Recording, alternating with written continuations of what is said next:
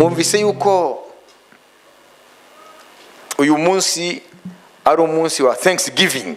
You've heard that today it is a day of Thanksgiving. Wo gushima. A day of Thanksgiving. Iby'Imana yakoranye natwe uyu mwaka twenda kurangiza. What the Lord did with us in this year that we are coming to an end. Nitumara gufungura baraprojecta video y'uyu mwaka wose imirimo y'ingenzi Imana yakoranye n'iritorero. After fellowshipping, we are going to watch some of the works that God did with the church in this year. Iyi mirimo rero, these works, Bibiri ivuga ko ni imirimo yabyawe no kwizera. The Bible says that all these works came from faith. Inda y'ukwizera ibyara imirimo ihesha Imana icyubahiro. The bearing with faith produces the works of faith. Nta na kimwe mu by'Imana yakoranye n'abantu kitigeze gituruka mu kwizera kw'abo bantu. Everything that God did with men came from their faith. Nuvuga ngo Imana irahamagara, meaning that God calls, hanyuma Imana ikaturemamo kwizera, and then he creates faith in us. Ariko nubwo kwizera gufite isoko mu Mana, that even though faith has a source in God, ariko umuntu Imana yahamagaye ari responsable yo kugira ngo kwizera nikuzigere kubirwa mu butaka bw'umutima we hanyuma kugapfa. But a man that has been called by God has got a responsibility to make that faith fruitful. Kwizera kuravuka, faith is born, ukwizera kurakura, faith grows. Même le contraire est possible. N'ikinyuranyo kirashoboka. The reverse is true. Kwizera gushobora kugwingira. Faith can be at the same level, hanyuma kugapfa, and it can die from the same level. Kandi biragaragara rero mu buzima bw'umuntu. It appears in the life of man. Iyo ukwizera gukuze, when faith grows, n'imirimo y'ukwizera irakura. Even the works of faith grows too. Iyo ukwizera kwagwingiye n'imirimo iragwingira. If your faith doesn't grow, even the works doesn't grow too. Rero iyi mirimo yose turi burebe ni imirimo yaturutse mu kwizera. So all the works we are going to see, all those works came from faith. Biblia ivuga ngo impamvu tuvuga amagambo yayo, the Bible says that the reason as why we speak his words nuko twizeye. It's because we believe in him. Fungura Biblia yawe. Open up your Bible. Iri jambo uryandike. Write this word. Mu rwandiko rwa kabiri Paulo yandikiye abakorinto. The second book of Corinthians, bice 4 ku murongo wa 13. 2 Corinthians verse 4 from verse 13 to verse 14. Ariko dufite uwo mutima wizera uvugwa mu byanditswe ngo umutima nago nizere byo et comme nous avons le même esprit de foi, spirit of faith, we have the same spirit of faith. Ariko ko dufite umwuka umwe wo kwizera tuvuga mu byanditswe ngo nizeye nicyo cyatumye mvuga, natwe turizeye nicyo gituma tuvuga, tuzi yuko iyazuye umwami Yesu izatuzurana nawe kandi izatwishyirana namwe. Amen. Amen. Amen. Kugira ngo twumve neza aya magambo mukurikire. For us to understand where these words follow, ngiranya sobanure mu kinyarwanda cyanjye. I want to explain these words in my own. Et comme nous avons le même esprit de foi, nkuko dufite umwuka umwe wo kwizera, abo ni bande? Who are those? N'ubwoko bw'Imana, abana b'Imana. Qui est exprimé dans cette parole de l'écriture. Uko kwizera kugaragara muri iri jambo ry'ibyanditswe byera. J'ai cru, narizeye, c'est pourquoi j'ai parlé. Niyo mpamvu mvuga ibye. Amen. Amen. Nous aussi nous croyons, notre turizera, et c'est pour cela que nous parlons. Niyo mpamvu tuvuga. Amen. Niyo mpamvu tuvuga ibye. That is why we speak this. Piga makofi kwa Bwana Yesu. Amashyi ku mwami Yesu. Voyez? Murabibona? So faith speaks. Ukwizera kuravuga. Ntabwo kwizera ari kiragi. True faith speaks. Ukwizera nyako kuravuga. Simuvise? Wabyumvise? Amen. Niyo mpamvu Yakobo yavuze ngo wowe uravuga ngo reka nkwereke kwizera kwanjye nta bikorwa, nawe unyereke kwizera kwawe mu bikorwa. That is why James says, let me show you the faith with actions and the faith without actions. Tusimbuke vuba vuba no muri Yakobo vuba vuba. Let us go to the book ni of bande bakunda James. ijambo ry'Imana? How many love the word of God? Bwana kubariki sana. Imana iguhe umugisha cyane. Haleluya. Ibice bibiri Yakobo ku murongo wa 14 mudusomere tugeze ku murongo wa 22 vuba. James chapter 2 verse 14. Cyangwa 26. Okay? mbese bene data byavura iki niba umuntu avuga yuko afite kwizera nyamara akaba ari nta mirimo akora? Bene uko kwizera kwabasha kumukiza? Cyangwa se hagera mwene data w'umugabo cyangwa w'umugore wambaye ubusa kandi akaba abuze ibyo kurya by'iminsi yose, maze umwe muri mwe akamubwira ati genda amahoro ususuruke uhage, ariko ntimumuhe iby'umubiri ukennye, byavura iki? Uko niko no kwizera iyo kudafite imirimo, ahubwo kuri konyine kuba gupfuye. Ukwizera kudafite ibikorwa konyine kuba gupfuye. Ahari umuntu yazavuga ati weho ufite kwizera, njyewe mfite imirimo. Nyereka kwizera kwawe kutagira imirimo, nanjye ndakwereka kwizera kwanjye kugaragazwa n'imirimo yanjye. Turashaka muri umwaka We want this year. Tushaka kwinjiramo Imana yavuze. God has been telling us kuva muri kategori y'ukwizera nta mirimo, to come from the category from faith without works, ariko twereke isi kwizera mu mirimo, but to show to the world faith by works. N'umwaka wo kwereka isi mu mirimo. The year to show faith by works to the world. Hallelujah. Amen. Wizera yuko Imana ari imwe rukumbi? Ibyo ni byiza, ariko abadayimoni nabo barabyizera bagahinda imishyitsi. Urumva rero nimba wizera ko Imana ari imwe rukumbi, Imana iriho, if you believe that there is one God, uri munsi y'amanota abadayimoni bafite. you are under the points the demons have got. Uwo abadayimoni nabo barabyizera ko ari Imana imwe rukumbi, bo akarusho bafite kuri wowe bahinda n'imishitsi. Because even the demons too believe that there is one God, but for them they shake before that God. Ariko we ntago biguhindisha imishitsi. But for you don't shake before that God. Wa muntu utagira umumaro we, ntuzi yuko kwizera kutagira imirimo ari imfabusa? Mbese sogokuruza Aburahamu ntiyatsindishijwe n'imirimo ubwo yatangaga Isaka umwana we ngo atambwe ku gicaniro? Ubonye yuko kwizera kwafatanije n'imirimo ye, kandi ko kwizera kwe kwatunganijwe rwose n'imirimo ye. Nicyo cyatumye ibyanditswe bisohora bya bindi bivuga ngo Aburahamu yizeye Imana bimuhanizwa no gukiranuka, yitwa inshuti y'Imana. Mubonye yuko umuntu atsindishirizwa n'imirimo, adatsindishirizwa no kwizera gusa. Dore na Marayu Rahabu, mbese ntiyatsindishirijwe n'imirimo ubwo yacumbikiraga za ntumwa akaziyobora indi nzira? Nuko rero nk'uko umubiri udafite umwuka uba upfuye, niko no kwizera kudafite imirimo kumeze kuba gupfuye. Amen. Amen. Amen. Ndibaza ko hano Imana igusobanuriye neza ibyo kwizera ishaka. God has explained to us what he needs of faith. Amen. Amen. Nuvuga ngo kwizera, Meaning that faith kurakora works kandi kuravuga. and speaks. Twumvise ko ukwizera kuravuga. We've heard that faith speaks. Kwizera kuravuga. Faith speaks. Kwizera kurakora. Faith works. Hallelujah. Amen. Ubwenge bwa kamere buravuga. The wisdom of flesh can speak. Uko na kwizera nako kuvuga. The same way faith can speak. Ubwenge burakubwira ngo ibi ntago bishoboka. Your knowledge can tell you that this is impossible. Kwizera kuvuga ngo birashoboka. Faith can tell you that it is possible. Isi yobowe n'ubwenge bwa kamere.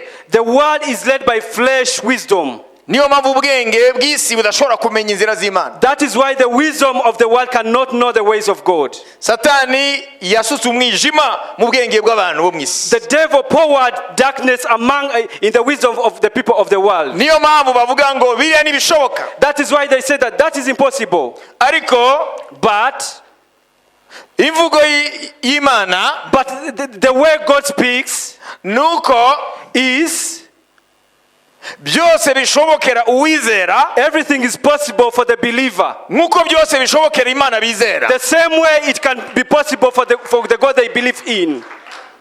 Isi iravuga ngo kiriya nticyashoboka. The world say that that is impossible. Ukwizera kuvuga ngo birashoboka. And then faith can say that it is possible. niyo mpamvu isi kubera ko ubwoko bw'Imana bwataye kwizera authentique, Because the people of God have lost the authentic faith. kubera ko itorero ryo muri iki gihe turimo ryatakaye ukwizera k'umwimerere. Because the contemporary church of today doesn't have the authentic faith. Niyo mpamvu isi iyoborwa na impossible. That is why the word is led by the impossibilities. Isi iyoborwa n'ijambo impossible. The word is led by the word called impossible. Isi hari ibintu itemera ko bishoboka. The world believes that there are things which are not possible. Kubera ko itorero mu gutakaza kwizera, Because the church having lost the faith, habuze ijwi ry'ukwizera. there is no that voice of faith. Kubera ko itorero ryatakaje kwizera, Because the church lost the authentic faith, habuze imirimo ihinyuza isi ko Imana ishobora. there are no works that can contradict to the world believes in that it is possible. Kubera ko kwizera Because that faith, niko Imana ivugiramo, it is where God speaks through. niko Imana ikoreramo. That is where God works through. Igihe cyose Yesu yahuye n'ibibazo bitandukanye, Every time God met hard times, Yesu yaravuze ngo genda kwizera kwawe kuragukijije. Jesus said that go, your faith has healed you. Na yindi mvugo Yesu yavugaga Jesus did not use any other language. no kuzura Lazaro, Even at the time of Lazarus, kugira ngo amuzure yabwiye bashiki be Mariya na Marita, for him to rise him again, he told the sisters of Lazarus, sinakubwiye ko niwizera urabona ubwiza bw'Imana. haven't I told you that if you believe, you are going to see the glory of God? Yesu yaje avuga kwizera. Jesus came speaking faith. Yesu Kristo na yindi mvugo ashaka kumva muri wowe ni imvugo yo kwizera. Jesus wants to see faith in you, not any other language he wants from you. Ntabwo ukwiye kuvuga nk'uko abakamere bavuga, You are not to speak like the carnal men. ukwiye kuvuga uko kwizera kuvuga, You need to speak what faith says. kuko ntabwo Imana izi yindi mvugo. Because God doesn't know any other language. Imana imenya abana bayo by their speaking. God knows his people binyuze n'uburyo bavuga. Ese kwizera kuzeruka mu byo uvuga? Is faith shown by what your works? Ese abantu bakumva imyaka yose bumva imvugo yawe ivuga iki, iravuga iki, irasunika iki? Do the people who hear you all these times hear that faith from what you say? Quelle est la substance de tes propos? Ese ni iki kiri inyuma y'ibitekerezo byawe? Propos, ibyo uvuga. Ibyo uvuga. Ese iyo uvuga abantu bumva iki? Every time you speak, what do they listen? Kuko Imana nayo ni imvugo izi. Imana izi imvugo yo kwizera. God just know one language, the language of faith. Kubwo kwizera tumenya yuko isi tubona, universe, ibyaremwe byose bitaremwe n'ibigaragara byavuye mu bitaboneka. By faith you can know that the word was created from the invisible. Abebura 11 baravuga ngo mu kwizera turemera ko isi yaremwe n'ijambo ry'Imana. In Hebrews 11 it says that the earth was created by the word of God. Ariko ijambo isi mu Kigiriki ntabwo ari isi tubona gusa agasi kacu gafite ibirometero 12,000 ukaba ukarangije. But in Greek that term, Vous savez, le monde a 12 000 km de diamètre. ibirometero La terre plutôt. 12. La terre. Isi. Murumva ko atari byinshi. There are few. Ntabwo ari yivugwa.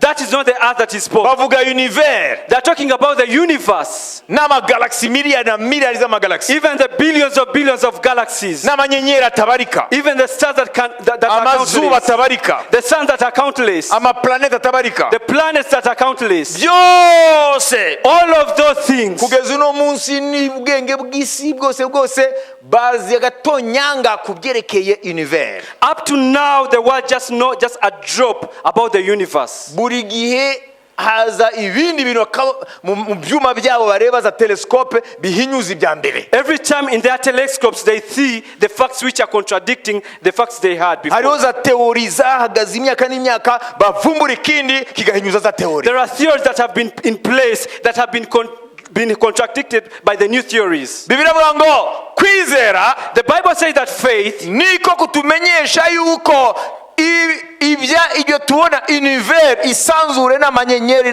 n'amasmiliyari byaremwe n'ijambo ry'Imana. That the universe was created by the word of God. Kandi ukwizera niko kutubwira ngo ibigaragara ntibyavuye mu biboneka. And the faith tells that the visible things came from the invisible things. Nashaka kugira ibitabo bitatu muri Bibiliya. I want to tell you 3 books in the Bible. Abantu benshi barabisoma bakavanamo ibindi, ariko icy'ingenzi cyagambiriwe n'Umwuka Wera mu kubyandika, many people read those 3 books and they take out different message, but the main purpose of those books to be written was faith only. The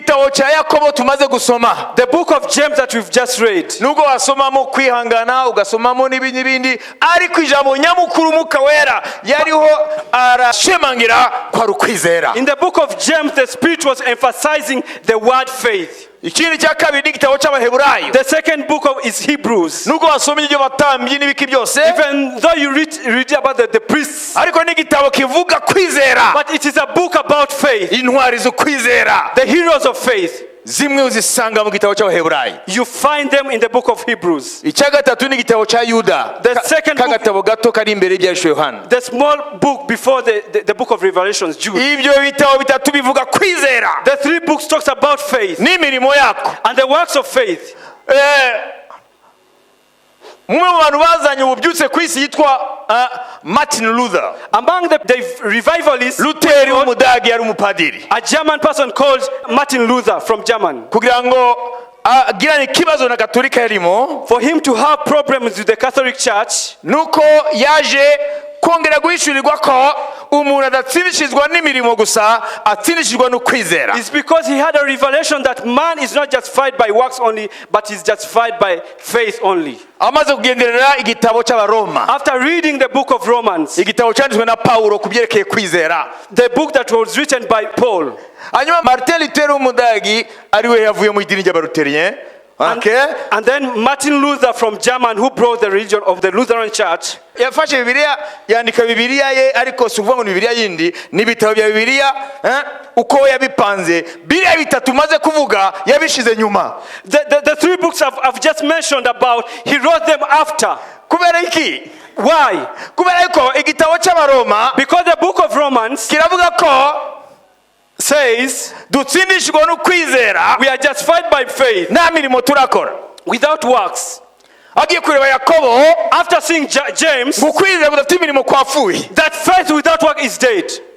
Yasoma Yuda, reading Jude, agasoma n'Abaheburayo, and also reading Hebrews. Noneho Martin Luther aracanganyikirwa, and then he was confused. Ariko Bibiliya ntabwo ubwayo yivuguruza. But the Bible cannot contradict itself. Nukuvuga ngo dutsindishirizwa no kwizera, meaning that we are justified by faith. Imana ikatubara ko turi abakiranutsi muri Kristo. And we are justified in Christ Jesus. None ukwizera kwatangira kureba imirimo. And then the first brings works forth. Kuko imirimo niza guhamiriza yuko wizeye. Because by works they know that you believe. Piga makofi kwa Bwana Yesu. Amashyi ku mwami. Mwabyumvise? You get it? There is no contradiction in the Bible. Nta kwivuguruza muri Bibiliya kurimo. Imana yaduhamagara turi abanyabyaha. God calls us as sinners. Ikadutsindishiriza ntacyo turakora. And then he justifies us before doing anything. Ikaduha kwizera. He gives us faith. None ukwizera, then that faith, kubera ko ntabwo kwemera ko bagucecekesha, because it cannot allow you to be shut down. Kwizera ntabwo ari ikiragi. Faith speaks. Kwizera gutangira kuvuga. Faith starts speaking. Kwizera gutangira guhamagara imirimo. It starts calling works. Imirimo rero, the works, nihamiriza ko kwa kwizera kwarabibwe muri wowe. They manifest that you have that faith in you. Piga makofi kwa Bwana Yesu. A round of an applause to God. Pasipo imani, hatari ukwizera, wewe haujakuwa mtu ambaye unatembea na Mungu. Wowe ntabwo ari kuba umuntu ugendana n'Imana. Kutembea na Mungu, kugendana n'Imana, inabidi uwe na imani. Bisaba ko ugira kwizera. Na imani ya kweli, kandi ukwizera kukuri speaks. Ni ukwizera kuvuga. Sasa muulize huyo karibu yako. Rero baza umuntu kukwegereye. Imani yako inasema nini leo? Ese ukwizera kwawe kuravuga iki uyu munsi? Kwizera kwawe kuravuga iki? Your faith speaks what? Ntabwo mvuga wowe uravuga iki. I'm not saying that what you say you. Kwizera kwawe kuravuga iki? Your faith you have, what does it say? hari wowe hari no kwizera Imana bije muri wowe. There is you and that faith in you. Wowe hari ibyo uvuga, For you, you have something you say. ibyo ntabwo nshaka kubimenya. I don't want to know that. Nshaka kumenya ukwizera kuri muri wowe kuravuga iki. I want to know what is that your faith in you speaks about. Kuravuga iki kibazo cy'amafaranga. What is its suggestion about money? Ko kwizera ko kuravuga iki. That faith, Kuri kiriya kibazo kiguteye ubwoba. it talks about what on that problem that is troubling you. Ko kwizera kuravuga iki. That faith Kuri iyo ndwara ikumereye nabi. talks about what on that problem. Ko kwizera kuravuga iki. What does that faith talks about Kuri uwo musozi uguhagaze imbere. on that mountain that is before you? Ko kwizera kuravuga iki. Your faith speaks what? Kuri ziriya ngorane Satani akwereka. On those problems the devil is showing you. Uko kwizera kuravuga iki. That faith talks what? Ku magambo avuga ku bakuzengurutse yuko ibintu birangiye bicitse. On the words from the people who are surrounding you. Kwizera kuravuga iki. That faith talks what? Ese kwizera ko muri kinyenjana turimo kwarabaye kiragi. Is your faith speaking in this century we are in? Ese kwizera Is that faith? ukwizera ko muri kinyenjana kwabaye kiragi. Is that faith speaking in this century? Ese kwizera ko abantu bo mu Rwanda bitira Yesu kwarabaye kiragi. The people of Rwanda called of the name of Jesus. Is it speaking? That faith, is it speaking? Hari language y'abantu. There is that languages of Hari na people. language ya faith. There is the languages of faith too. Ntabwo language y'abantu ishobora kuhindisha umushitsi Satani. The languages of man cannot trump the devil. Ntabwo imvugo y'abantu nubwo yabisizwe umunyu nubwo yaba imeze neza. Je vous le dis. Nababwiye. Ce n'est ni les poésies ni les proses Ntabwo ari imivugo n'ibisigo qui font trembler Satan. bishobora kunyeganyeza Satani. Satan ne tremble pas devant des poésies. Satani ntabwo ashobora guhinda umushyitsi imbere y'ibivugo n'ibisigo. Satan ne tremble pas devant des belles paroles. Amagambo meza ntabwo ashobora guhindisha Satani umushyitsi. Oya. Oya. Satani ahindisha umushitsi. The devil is trembled Iyo ahuye n'abana b'Imana every time he meets the children of God baretse kwizera kukasipikinga. that have got the faith that speaks. Iki nicyo cishe isi. This is what has killed the world. Satani yatwaye kwizera. The devil has taken away the authentic faith. Niyo mpamvu Yesu yadusigiye ikibazo kugeza uno munsi muri Bibiliya nta gisubizo yatanze, yasize ikibazo. That is why Jesus has left us with a problem that is not answered today. Icyo kibazo ni iki? Ese umwana w'umuntu nagaruka? Once a son of man comes back, Ese igihe umwana w'umuntu azagaruka ari we Yesu Kristo, the time when the son of man Jesus Christ will come back, azasanga kwizera mu isi? will he find faith on earth? Iryo ni ijambo yasize nk'ikibazo. That is a word he left as a Luka question. 18:8 niyo hari ikibazo. Luke 18 verse 8. That is why the question is, Igihe nzagarukira nzasanga kwizera mu isi? will I find faith on earth? Ntabwo yavuze ngo igihe nzagaruka nzasanga amasengesho mu He isi. did not say that, will I find prayers on earth? Ntabwo yavuze ngo igihe nzagaruka nzasanga bagiterana mu matorero mu isi. He did not say that, will I find gathering in churches? Ntabwo yavuze ngo igihe nzagaruka nzasanga amadini atakivuka. He will not say, he didn't ask that, will I find new religions? Yaravuze ngo igihe umwana w'umuntu azagaruka azasanga kwizera mu isi. He said that by the time the Son of Man will come, will he find faith on earth? Faith is the only key Ukwizera niko rufunguzo rwonyine for the power of the kingdom. ku mbaraga z'ubwami bw'Imana.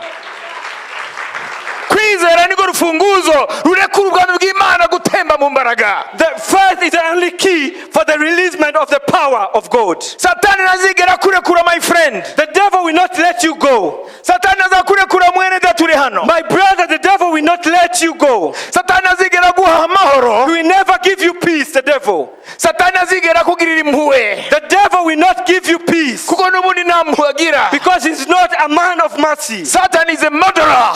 He's a killer, n'umwicanyi.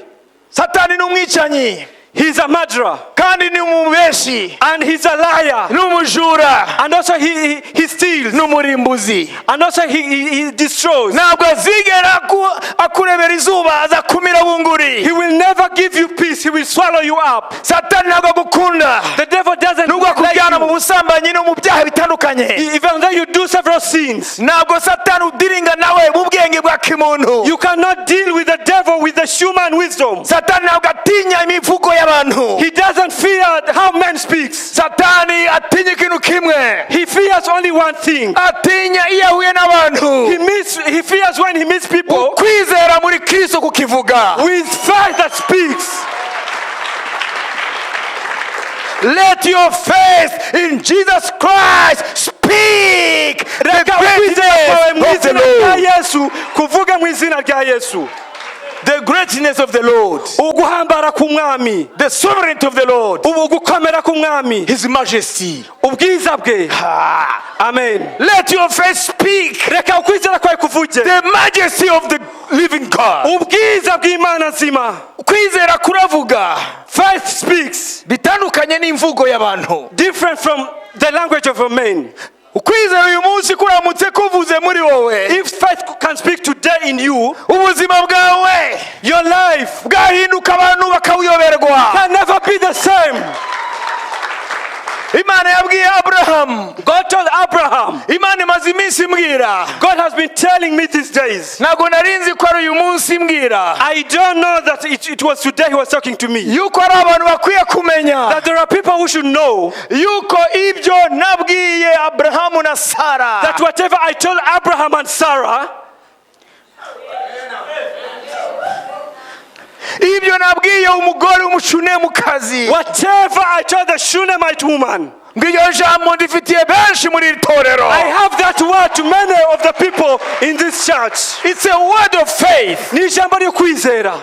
Imana yabwiye Abrahamu na Sara, God told Abraham and Sarah mu mwaka utaha mu gihe nk'iki that next year like this, nzagaruka Sara akikiye umwana I'm w'umuhungu. going to come when Sarah is having a baby. Hanyuma Elisha abwira umushunemukazi, Elisha told the Shunammite, nawe yari ingumba, she was barren. mu mwaka utaha mu gihe The nk'iki next year like this, nzagaruka ukikira umwana I'm w'umuhungu. going to come when you're going to be having a baby boy. Yaba Sara, It was given to Sarah. yaba uriya mushunemukazi, It was given to the Shunammite. response yabo yari imwe. Their response was one. Icyo bashubije ni kimwe, They answered one question. baravuze ngo impossible. They say that it is impossible. Haraba Imana There are those people of God ibwiye uyu munsi, that is telling today mu mwaka utaha mu gihe nk'iki, that next year like this time, December, mu kwa 12, December, mu kwa 12, mu gihe nk'iki time like this, bazaba bakikiye ubuzima bushya atari ubarimo. they're going to be carrying a new life. They're going to be carrying new life. Bazaba bakikiye ubuzima bw'igitangaza, They're going to be carrying a miraculous life. mu buryo uyu munsi Imana ikubwiye ubuzima bwawe mu gihe nk'iki mwaka utaha, To the urashobora essence. kuvuga nka Sara ukavuga nk'umushunemu, impossible. Excellent. If God could show you your life in next year, you can say that it is impossible. What is impossible with man is possible with God. Ibidashobokera umwana w'umuntu birashoboka ku Mana.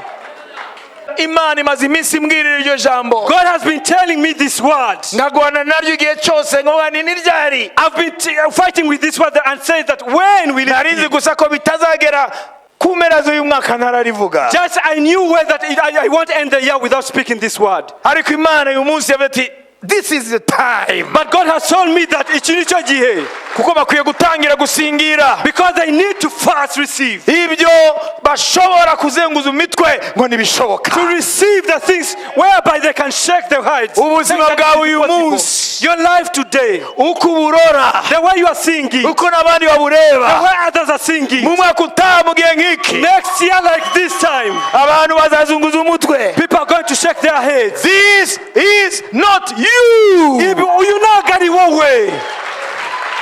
kuko ubuzima bwawe buraza guhindurwa. Because your life is going to be transformed. Imana iraza kwinjira mu yindi stati. God is going to have another status. Oh, Imana yaza kurema statut nshasha. God is going to give you a new status. Ariko ukiye kumenya But you need to know yuko iby'Imana binyura mu kwizera. that what the matters of God comes by faith. Atakwizera nta n'umwe yayinezeza. Without faith, we cannot please Him. Kugira ngo wegere Imana, For you to approach God, biravuga ngo ukwiye kwizera kwiriho you need to know that He lives. kandi kagororera abayishaka. And He rewards everyone who seeks Him. Ntabwo ukeneye izindi tekinike n'ibindi bintu ngo ubuzima bwawe buhinduke. You don't need any other technique for the transformation of your life. Ibyo byose byatumye ucurika umutwe nta munezero. Murabizi ahari ukwizera hari umunezero w'Imana. Wherever there is faith, there is a joy of God. Kuko kwizera, because faith, kuvuga byiringiro, it speaks hope. nta na rimwe kwizera kuzavuga kwiheba. No time faith will bring miserable. Kwizera igihe cyose, Every time faith, kuvuga ibintu we speak things bituma umuntu that allows man anezererwa kuba Imana yaramumenye. to become joyful for having known by God. Kuko Imana irakubwira Because God talks to you ibyo yenda gukora what He's going to do. kuko yakumenye kera. Because He knew you before.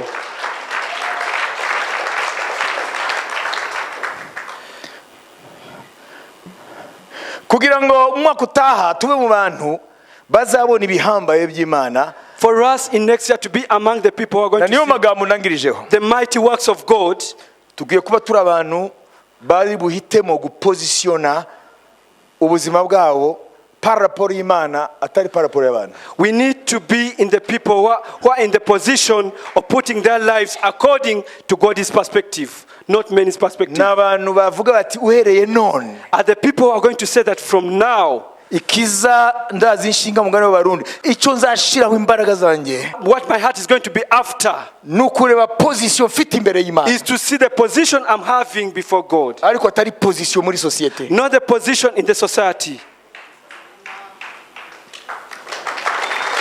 Kuko abantu benshi Because many people bangayishijwe na position muri societe. are troubled by the positions they're having in the society. Foolishness Ubupfapfa. imbere y'Imana ni foolishness. Before God, that is foolishness. Abantu Imana izakorana nabo ibintu by'agahinyuza, The people whom God is going to use in the mighty great works n'abantu bazitwararika their position in Christ. are the people who are going to maintain their positions in Christ. Ese Imana imbona gute? How does God see me? Mpagaze gute mu ijambo ryayo? How am I standing in His word? Ese ijambo ryanjye riserura kwizera? Is my word showing faith? Ese ministry yanjye igaragaramo kwizera? Is the ministry I'm having showing faith? Ese ubuzima bwanjye buri munsi buvuga kwizera? Is my daily life reflecting faith? Ese amagambo mvuga mu bantu avuga kwizera? My words I utter every day, do they reflect faith? Ese imvugo yanjye itandukanye n'iy'abantu batizera? Is my language different from the non-believers' language? Ese iyo ndi imbere y'ibibazo by'ingutu ndavuga iki? Every time I'm before hard things, what do I say? Ese ndavuga ngo birarangiye? Do I say that it is done, it is finished? Ese ndavuga ngo nta bishoboka? Do I say that it is impossible? Ese ndata umutwe nkagenda iburyo n'ibumoso? Do I become depressed? Kwizera, Faith, navuze ko kuvuga I say that it speaks ibitandukanye n'ibyo abantu bavuga. what is contrary to what men say. Sara avuga ati ntibishoboka Sarah said that it is impossible kuko imyaka yo kubyara yarashize, because yararenze kera. the age of giving birth was over. Kwizera kugarura ibintu byarangiye mu maso y'abantu nta garuriro. Faith reverses the matters which are not possible before the eyes of men. Murabizi science hari ibintu ivuga ngo ni irreversible ntibyagaruka. You know science, there are matters it says that they are irreversible. Mwabyumvise? Yes. Yes. Sara na Abrahamu bari bamaze kugera muri situation ya irreversibilité. Sarah and Abraham were in a situation of the irreversible matters. Kubera yuko imibiri yabo yari yarashaje, uburemangingo bumwe bwari bwaramaze gupfa kuko igihe cyabwo Imana yabugeneye cyari cyarenze. Because they were old and some of their cells were dead. Science iravuga ngo irreversible. Science says that it is irreversible. ariko kwizera kuravuga ngo But faith says reversibilité. it is reversible. Niyo mpamvu Imana yabwiye abayuda ngo nimwihana. That is why the Lord tells the Jews that if you repent, nimwihana, if you repent, mukambera amagunira mukijugunyiraho ivu, if you repent and put on the rags, mukaca bugufi imbere yanjye, and you become humble before me, umviriza, listen, nzakora reverse. I'm going to reverse. Nzabagarura ibyo inzige zibye. I'm going to bring back what the locusts had stolen. Imana iragarura ibitagarurwa. God can restore things which cannot be restored. Abrahamu n'umufasha we bari bashaje mu buryo budasubirwaho. Abraham and her and his wife were old. Bahawe ijambo ryo kwizera. They are given a word of faith. Ribagarura kuba mu buzima bwo kubyara. And then their lives were restored. Je vous ai dit dimanche passé, Narababwiye icyumweru gishize, Isaac n'est pas né par la vertu du Saint-Esprit. Ça veut dire Jésus est né par la vertu du Saint-Esprit. Yesu yavutse kubw'umwuka wera. Mais Isaac n'est pas né par la vertu du Saint-Esprit. Ariko Isaka ntago yavutse kubw'umwuka wera. Abraham a connu sa femme. Aburahamu yahuye n'umugore we. Ça veut dire Isaac est né par la foi. Ni ukuvuga ngo Isaka yavutse kubwo kwizera. Mais Jésus n'est pas né par la foi. Ariko Yesu ntago yavutse kubwo kwizera. Il est né par la vertu du Saint-Esprit. Ahubwo yavutse kubw'umwuka wera. Nawe ushaka gukikira Isaka mwako tagenyiki. If you want to carry Isaac in such a time next year, ariko buzima bw'igitangaza, which is a miraculous life, ibyo ntago bizaza par la vertu du Saint-Esprit. It won't come by spirit. Bizaza by faith. It will come by faith. Ninde yumva kumwaka utaha? Who feels like next year akwiye ku making a difference? He needs to make a difference. Abamuzi bavuga bati Imana ye ni nzima. Those ones who know him that will say that his God is alive. Ibyo ntago bizakugwaho nk'impanuka. It won't come just by accident. Ukwiye kuba umuntu areka kwizera kukavuga. You need to let your faith speak. Uri umuntu akwiye kureka kwizera kugakora. You need to let your faith be at work. Kwizera, faith, kwatumye Isaka avuka. Brought Isaac to be born. Ntabwo Isaka yavutse kugumuka wera, yavutse kuko kwizera kwa Abrahamu na Sara. Isaac was born by faith, not by the spirit. Hari ibitangaza bimwe bidashobora gukoreka kiretse kwizera muri wowe gutangiye kuvuga. There are miracles that can happen unless you have that faith that speaks. Hari akazi umunsi wakabonye ariko kari kure nk'ukwezi, usibe ku kwezi basigaye bakujyaho, ariko ko kwizera kwagwingiye cyangwa kwabayikiragi kuratuma ibiteguwe mu isi y'umwuka biherayo. There is that job you are supposed to have, but because of that faith that doesn't speak, you cannot behold the things of the spirit. Nanjye niyo nababwira ibyo Imana imaze iminsi mbwira, numva muri jewe ndavuga ni oh God. I'm telling you what God has been telling me. I was worrying and saying that, oh God, I don't want to miss ntabwo shaka kugira ikintu those glorious time. Ntabwo shaka gutakaza ibyo bihe byiza umfitiye. Nshaka kubibamo. I want to live in those glorious times. Nshaka kuba mwakuta muri abo bantu. I want to be among those people next year. Abo bantu bari bupfumure amayira masha yo kwizera kw'abantu. That are going to walk with faith among men. Iyo wizeye, if you believe, ntabwo ingaruka ziba kuri wowe gusa n'umuryango wawe. The consequences start from you and your family members. Biba muri society yose. It affects the society. Niyo Paulo yavuze hariya. That's what Paul has said.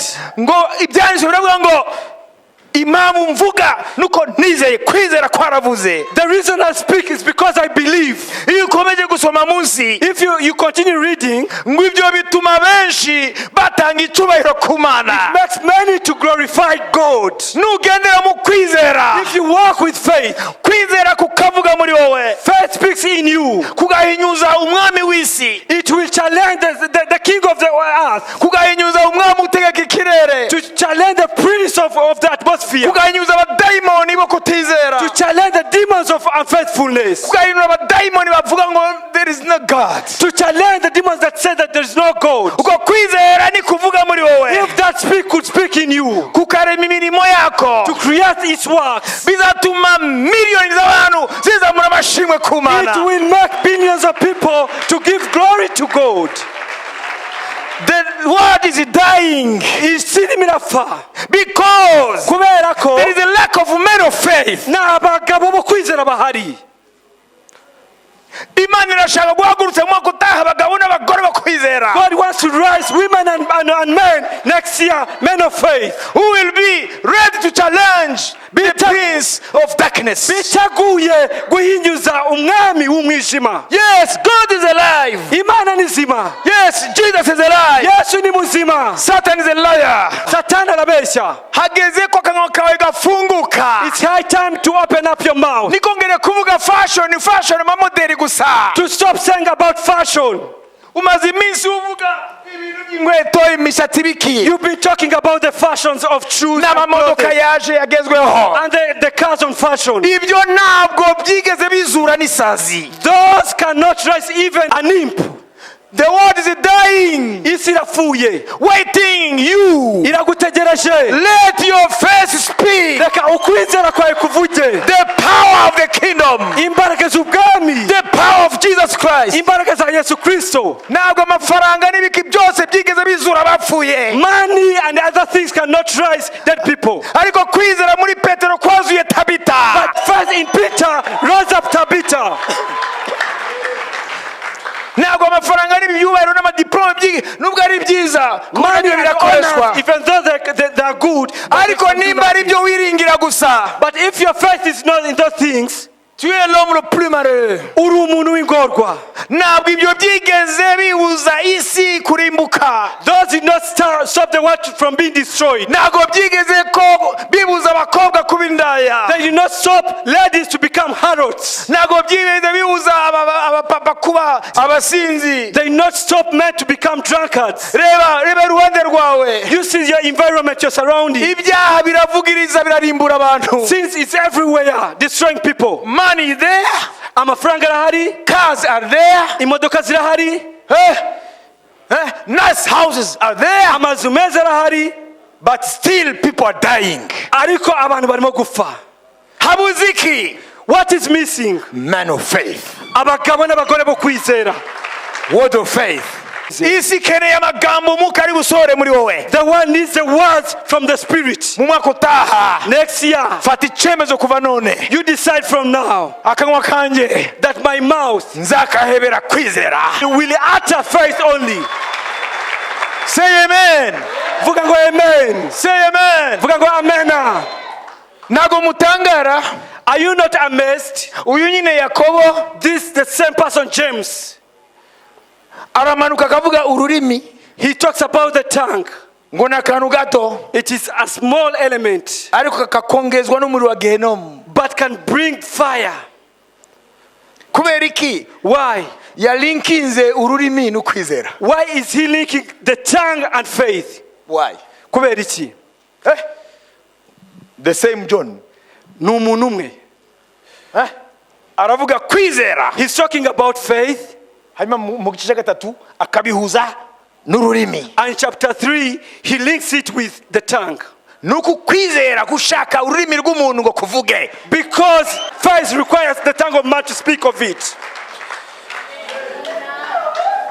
Kwizera gushaka ururimi rw'umuntu kuvuge. Faith requires the tongue of man to speak Hageze it. yuko ururimi rwacu rureka gukongezwa na gehenomu, rugakongezwa n'umuriro w'ubwami bw'Imana w'Umwuka wera. It's high time that our tongues to be burned by the fire of the Holy Ghost. Ururimi, The tongue. Bibiliya avuga ngo The Bible says imbaraga z'urupfu n'ubugingo biri ku rurimi. that the power of death and life is on the tongue. Igihe cyose Yesu yakoze ibitangaza, Every time Jesus did miracles, he used tongue. yakoreshaga ururimi. Lazaro, Lazarus, sohoka. get out. Lazaro arasohoka. And then he got out. Ufite ukuboko kunyunyutse, The one with a hand that is imitsi yarapfuye, without life. rambura ukuboko. Stretch up your arm. Tongue. He used the tongue. Igihe azazura abapfuye, The day we go to resurrect the dead, azakoresha ururimi rwe. he's going to use his own tongue. ngo igihe kizagera Time will come, kandi cyageze and that time is at hand, aho abari mu bituro where the people in the graves bazumva ijwi ry'umwana w'Imana will hear the voice of the Son of Light, bakabivamo and then they're going to get out tanga. by tongue. Ufite trigger ikomeye kurusha izi mbunda zose zo kwisi. You have a mighty trigger than any other trigger on the world. La foi dans le cœur. Ukwizera mu mutima. Manque quelque chose. Kurabura ikintu kimwe. La gâchette. Kurabura imbarutso. Trigger. Kurabura trigger. Nubona pistol ifite trigger. If you see a pistol with a trigger, gâchette. Trigger. Amasasu arimo. Bullets are there. Igihe cyose amasasu arimo. Every time when the bullets are there. Ntihagire urutoki rukanda kuri trigger cyangwa kuri gâchette. Without a finger pressing on the trigger, umwanzi akomeza kukurangiza. The enemy will destroy you. Ushobora kuvuga uti I have faith. You can say that I have faith. Ufite amasasu mu mbunda. Yes, you have bullets in the weapon. Kuvuga gusa ntabwo birukana Satani. But words are not enough. They cannot shake the devil. Akeneye ko iyo mbunda wamutunze ukanda kuri gâchette. He requires the weapon you are pointing at him. Faith is your trigger. Ukwizera niyo mbaruso ufite. Appuie sur la gâchette. Kanda kumbaruso. Rekura amasasu. Release the bullets. Bwira Satani. Tell the devil, my Jesus can. Yesu wanjye arashoboye. Ntabwo nzapfa mu bushomeri. My Jesus can. Yesu wanjye arashoboye. I won't die unemployed. Kubaho narongorowe, kubaho nubatse urugo, hashize imyaka 5 nta mwana dufite, akanagahinda dufite, ariko nubwo abaganga bavuze ngo matrompe patati patata, I know one thing, my Jesus can. Ikintu kimwe, Yesu wanjye arashoboye. Instead of releasing the bullets, kurekura isasu, umara igihe cyose umuninga. You spend times warning. Ukavuga uti yo. And then you say that yo. Ubwo se mashenge niyandoze. That they have bewitched me. Kandi ubukwe bwanjye ntabwo yabwishimiye. Even she was not pleased of my wedding. Ukagenda kuri umupastor akagusengera. And then you meet that pastor, he prays for you. Uriya akagumura vumba. That one gives you this. Ubundi nawe akaguha umubirizi. Another one gives you this bitter substance. Hari umuravuma n'umubirizi. There is a bitter substance. Uriya akakunywesha amazi ya Nyabarongo. Another one gives you water from Nyabarongo river. Ubundi akaguha ivu y'amakara yatesheje icyayi cye. Another one gives you ash. Abandi bakakompatisa nawe bati nacho ihangane. Another one becomes merciful to you, that be patient. Bakagufasha kuririra kwizera kwapfuye. They just help you to cry for the faith that is dead. No miracle.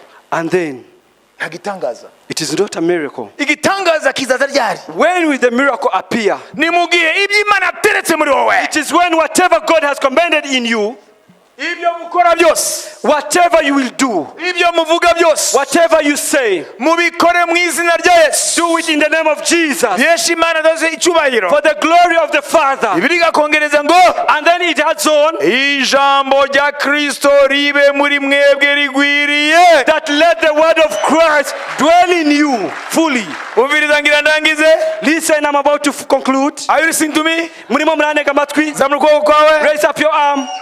Ijambo rya Kristo ribe muri mwebwe rigwiriye. Let the word of Christ dwell in you fully. Kubera iki? Why? Umviriza. Listen. Ngumuntu mubi niko Yesu avuga. That a bad man, that is what Jesus says. Avana mu bubiko bwe ibintu bibi. From his treasures he brings out bad things too. Umuntu mwiza, a good person, avana mu bubiko bwe ibintu byiza. From his treasures he takes good things. Umutima wawe ni store. Your heart is a store. Umutima wawe ni ububiko. Aho niho kwizera ivoma ibyo ukoresha. That is where your faith fetches what it uses. Iyo hari ijambo ry'Imana na Kristo ryuzuye muri boye. If the word is filling you, kwizera niko kuchuzinga. It is faith that chooses. Niko guhitamo. Chooses. Icho kuri gukoreshe muri circumstance. What it will use in such a circumstance. Nimba ari indwara. If it is a disease. Ufesinga. That you are facing. Kwizera muri wowe. Faith in you. Kujya muri store yawe. Will go in your store. Ukabana mu ijambo rijanye no gukiza. It will take out the word that is with healing. niki kiri muri store muri wowe What is in the soul you're having? niki wabitse mu bubiko bwawe What are you treasuring? ntabwo umwuka wera azavana hariya muri bibiliya The Spirit won't take from the word. umwuka wera avana muri wowe hano It will take from you. aho niho hari ububiko That is where the treasures are. kubera ko ijambo ry'imana iyo rivuye mu gitabo Because when the word comes from the book, rikinjira mu mutima enters the heart, riba ribaye irindi it becomes something else. riba rinyuze muri faze yindi It is another phase. riba riteguwe gukoreshwa n'uwarihumetse Becomes ready to do whatever it is commanded to do. mwuka akarivana mu mutima And then the Spirit brings up from the heart. akajya apurika muri ya situation exactement It urimo applies it in the exact situation you are facing. uyu munsi Today, imana iraguhamagaye God is calling you. suzuma mu bubiko bwawe Examine your store. huzuyemo ibiki What is there? huzuyemo aya magambo What are the words which are filled ni there? ibiki wabitse hariya What are those things you've kept there? igiti kibi ntago cyera imbuto nziza A bad tree cannot grow good fruits. n'igiti cyiza ntago kimera imbuto mbi Even a good one cannot bear good fruits. kwizera gukoresha ibintu bibiri Faith uses two things. ibiri muri store yawe What is in your store, mu mutima in your heart? ijambo rya kristo ribe muri rwe rigwiriye Let the word of God be filled in you. hanyuma umwuka rugakoresha ururimi rwawe And then the Spirit uses your tongue. noneho ibitariho And then the things which are not existing, kwizera kukabihamagara and then the faith calls them out. bigaseruka And then they appear, bigahita biza ku meza and then they appear in your eyes. ku meza And then they appear on the table. ugahita uhamagara inshuti n'abagenzi And then you call friends. bakaza hariya ku meza And then they come on the table. bakarya ibituruka mu kwizera kwawe They eat what has come from your faith. faith Ukwizera brings about kuzana greatness ugukomera, riches kuzana ubutunzi, health kuzana ubuzima, wealth kuzana ubutunzi, victory kuzana intsinzi. kwizera Faith niko kuzana ibyo brings all that. ndarangije I'm done. ubuzima bwawe Your life. ntiwemere ko ubujyana mu mwaka utaha Never allow yourself to take your life in next year, bumeze uko buri the same way your life is. kuko ntabwo ari wowe nyine wihemukira You are not disappointing yourself, urehemukira sosiyete yose but also you are harming the whole society. ntabwo ari wowe nyine satani yica The devil won't kill you alone. arica na wewe He will kill even the entire society. mwibaza ko satani intego ye ibyo agwanira n'ibiki What is the purpose of the devil? He's after what? satani ari na fait avec les diamants du Congo Na kimwe bimubwiye na buriya butunzi bwo muri Kongo za diyama. satani kuva satani yitwa satani By the time he was called Satan, byantangaza uvuga ngo ntabwo ariho I'm amazed to see a ninde person arakoresha ibyaho hanze satani who is using people to commit sins. ninde atuma abantu bakora ibyo badashaka ibyo bashaka ntibabikora Who pushes people to do what they don't want to do?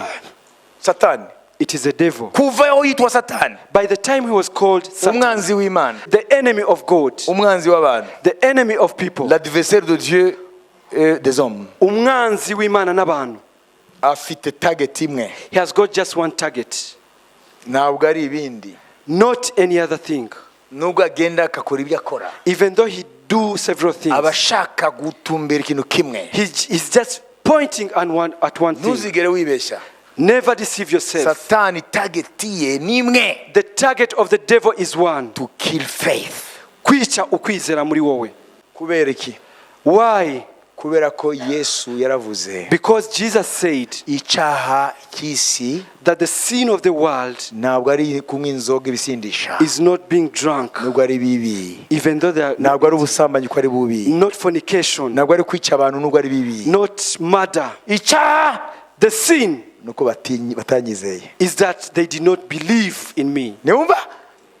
niwumva ngo hamwe n'ibyaha byose mubona icyaha cy'isi nyamukuru nuko batizeye Besides other sins, but the great sin is one, just because they don't na believe niyo in me. mpamvu satani target ye intego ye ni kwica kwizera aho kuri, That is why the devil's aim is to kill wherever he can see faith. kuko arabizi ko umuntu afite kwizera kuzima Because he knows well that once a person has got a live faith, azanyomoza umutware w'isi, he's going to contradict the prince of the world. azanyomoza satani n'abambari be. He's going to contradict the devil and his people. Ntabwo atinya amatorero avuke kuri buri muhanda. Doesn't fear the church to be everywhere.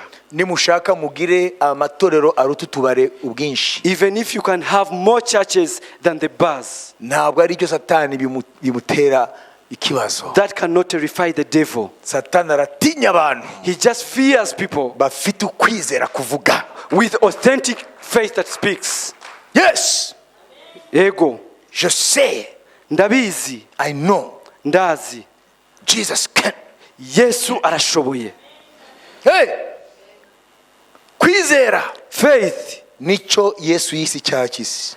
that is what Jesus called the sin Kuko of the batizeye. world. Because they did not believe. Ntabwo bamwizeye. They did not believe in him. Na satani arabizi. Even the devil knows that. Igihe cyose nta kwizera kuzima kuri mu bantu, Every time people lose authentic faith, ubwami bwe buratera imbere. the kingdom of the devil is extended. Who want to stop the extension of the kingdom of the devil? Ni abantu bo kwizera. Those are men of faith. Ni abantu bo kwizera. Those are men of faith. Nubona mu mwaka utaha nimuba ikimana ishaka, Next year, if you become what God wants you to be, iyi misozi yose mubona muri mind zanyu muravisualiza, all the mountains you see, you visualize in your minds, iyo misozi zimuka. all those mountains will be dragged away. Nimugira ukwizera guto kungana kabuto kasinapi, muzabwira umusozi imuka, shinguka, ujungwe If you mu could nyanja. have the faith like a mustard seed, you can tell the mountain to be taken away. Umusozi uzimuka. The mountain will drag away. Ntabwo ari Mount Kigali, Not Mount Kigali. ni misozi satani ahagurutsa All those mountains the devil brings up mu mazina y'ibibazo bitandukanye.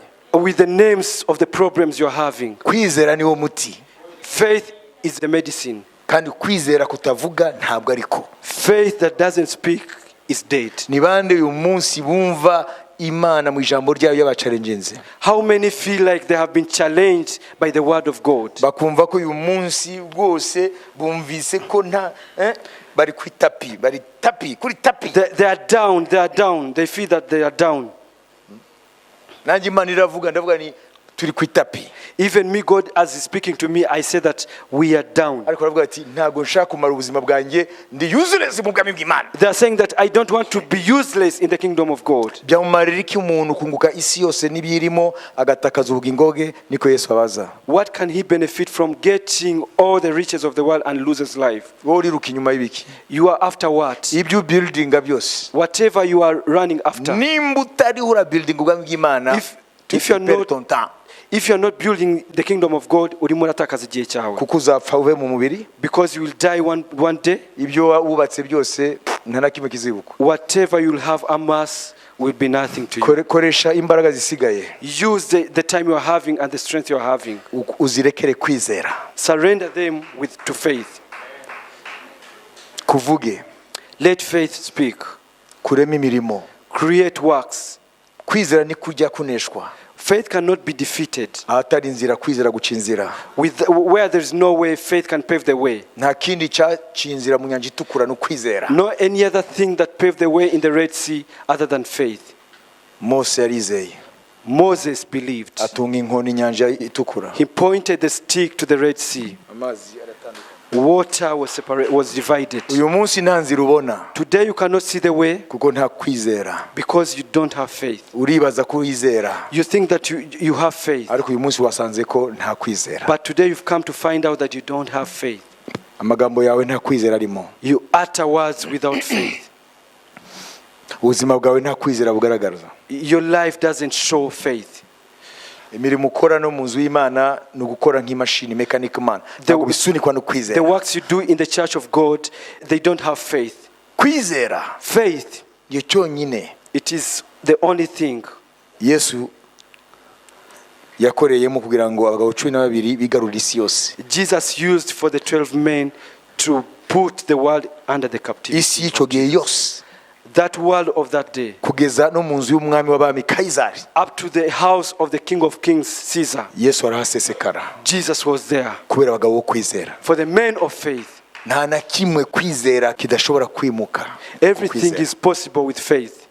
Ubwo bukene bwabaye akarande mu muryango wanyu, That poverty in your family, ntabwo ari umusozi wananira kwizera kuwimura. it is not a mountain that can fail faith. Ni wowe uzimura uwo musozi. It's you to drag away that mountain. Ntureke kwizera kukavuga muri wowe. If you release that faith in you, biriya byose ubona bidashoboka, whatever the impossibilities you see, nureka kwizera kukavuga, if you release that faith biraza that speaks, gushoboka. it will be possible. Wumva yuko igihe jambo Imana imaze iminsi imbwira ngo mu mwaka utaha mu gihe nk'iki, Everyone who feels like that this word I've been having, that God told me that next bazaba year, bakikiye ubuzima bw'igitangaza ariyo in Isaka yawe. such a way they are going to be carrying a miraculous life. Abo nibo nshaka mbere na mbere kubanza. Those are the people I need first. Muze hano mbere. You come here. Il faut pas que tu marches avec des incrédules. Ntabwo ukwiye kugendana n'abantu batizera. À partir d'aujourd'hui, Kuva uno munsi, people who don't speak faith, abantu batavuga ukwizera bashyire ku ruhande. gendana n'abantu bavuga kwizera. Always walk with people with faith. Wabyumvise? Kandi ntuzabati kugira ngo ntavuge bwe bikanzageno. Never fear them. Shaka umuntu avuga kwizera. Look for a person with faith. Hari kujya akavuga ibintu no. Ntabwo amarira y'abantu yigeze ayinjira mu Satani. Ntibishoboka. The tears of men cannot shake the devil. Kwizera.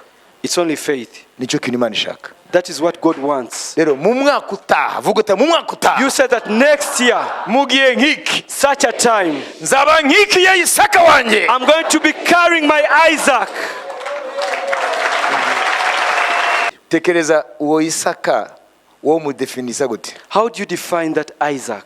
Bibiri ivuga ngo Isaka, The Bible says that ngo Isaac, yari igitangaza ababyeyi be bataratabagwa n'Imana ngo bizeye bajunguje umutwe ntibishoboka. he was a miracle. Once the parents heard of Nawe him, ibyo Imana they izakora shook mu their mwaka hearts. utamugiye nk'iki. What God will do in such a time Ni next ibintu year. uyu mwanya There are things that right now, ushobora kuba utekereza ariko warabitaye kuko ntabwo maybe you've been dreaming about ntabwo them, bishoboka, ntabwo ari ibyanjye. but you've been saying that they're impossible. Cyangwa hari n'ibyo utaratekereza. Even there are things that you've not been thinking about. Hari ibyo watekereza kuva ati ntabwo bizashoboka. There are things that you've been saying that those will be possible. Isaka Imana ivuga Will be possible. ntabwo ari ibintu wowe wakwishoborera. Isaac that God is talking about are not the things Isaka Imana that you ivuga are able. uzaba ukikiye mu mwaka utaha mu gihe nk'iki nibyo Imana ishobora. Are all those things that which God can be able to do. Ntabwo ari ibyo wowe wakwishoborera. Not the things that you can be able to do. Isaka is from miracle. Isaac yavuye mu gitangaza. Uzaba ukikiye ubuzima You are bw'igitangaza. going to be carrying a miraculous life. Turashaka kubona Uwiteka. We want to see God. Iyi mbaga y'abantu bari hano This crowd of people here. mu mwaka utaha mu gihe nk'iki Next time, such a time, ntabwo dushaka umuntu umwe, we don't want one person. ntabwo dushaka babiri. We don't want two people. Nk'uko bahagurutse The same way they have stood up, bazahaguruke mu mwaka utaha mu gihe nk'iki they are going to stand up next year at such a time, berekana Isaka. showing their Isaac.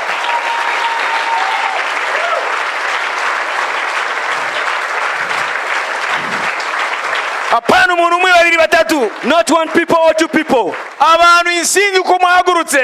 All of you, the way you've stood up. Mwami nanjye n'igikoresho cyawe nanjye Lord. mu mwaka utaha mu gihe nk'iki nawe nk'iki ya Isaka wanjye. Your vessel next year, let me carry my Isaac.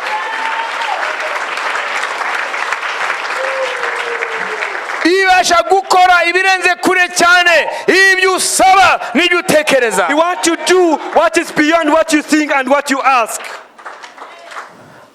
none muri uyu mwanya in this moment, ari ibyo wibazaga yuko bidashoboka namba, be the thing that you've been thinking that are impossible. tangira kubyereka Imana, Show them to God. ariko uyirekere marge y'ibyayo wowe udashobora no gutekereza. But give him a margin for the things you cannot do.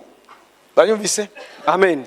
Hari ibyo wowe ujya utekereza ati Imana ikoze ibintu mva nzaba ndi umuntu uhiriwe ku isi, ari ukumva ko bidashoboka. Ibyo nabyo ntubisire kure, ariko kandi urekere n'umwanya w'iby'Imana yiremera ubwayo, kubera ko ubwenge bwawe ntabwo bwabisingira. Let God have a space for the things that you cannot comprehend. Akira rero, Receive. tega amaboko yawe. Yakobo aravuga ngo ab'imitima ibiri ngo ntacyo babona ku mwami Imana. James says that the double-minded people, they cannot receive anything from God. Ntuzabe muri double-minded people. Don't be double-minded people. Izera ibyo wowe Believe what wabonye ko bidashoboka, ariko umunsi wa bizashoboka, you've been thinking that impossible, cyangwa ibyo Imana ishaka gukora udashobora no gutekereza, or what God is about to do that you cannot comprehend. kimwe gusa nuko mu mwaka utaha mu gihe nk'iki One thing, that next year such a time, ubuzima bwawe buzaba ari ubundi. your life is going to be transformed.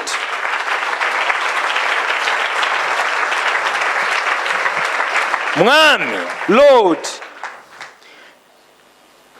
wabwiye ababyeyi bacu mu kwizera Abrahamu na Sara, you told our parents of faith, Abraham and Sarah, mu mwaka utaha mu gihe nk'iki nzagaruka, that next year when I come back, Sara umugore waza abakikiye umwana w'umuhungu. Sarah, your wife, is going to be carrying a baby boy. Byarabaye. It happened.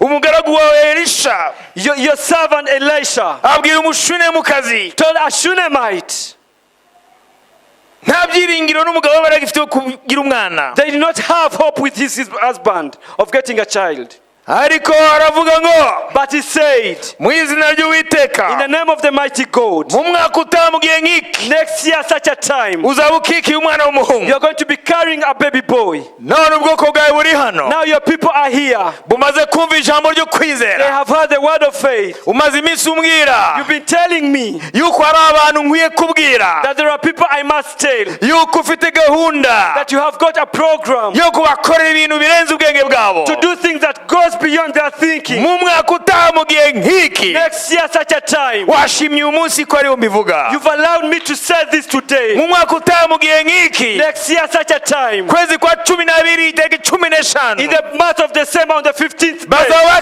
bakikiye, they're going to be carrying, bazaba bafite igitangaza cyabo, they're going to be carrying their miracle, bazaba bafite Isaka they're wabo, going to be carrying their Isaac, bazaba bafite ubuzima they're busha. going to be having new life. Ishusho y'ubuzima bwabo izaba yahindutse, Their image of their life is going to be not the same. mu bigaragara no mu by'umwuka, Be the physical things and the spiritual things. mu bifatika n'iby'umwuka. Be the tangible things and the spiritual things. Uzaba waremye ibintu bisha. You're going to have created the new things. Wavuze ko uzabaha statu nsha, You said that you're going to give them a new status. pozisiyo yabo izaba yahindutse, Their position is not going to be the same. uko isi yabaroraga izaba byahindutse. The world is going to look them differently. Umwaka utaha mu gihe nk'iki Next year such a time, ijambo ry'Uwiteka rirakubwira, the word of the Lord says, umwaka utaha mu gihe nk'iki next year such a time, ibyo biganza byawe bitunze Imana the hands which are laid before God, bizaba bihamiriza ku Imana nzima,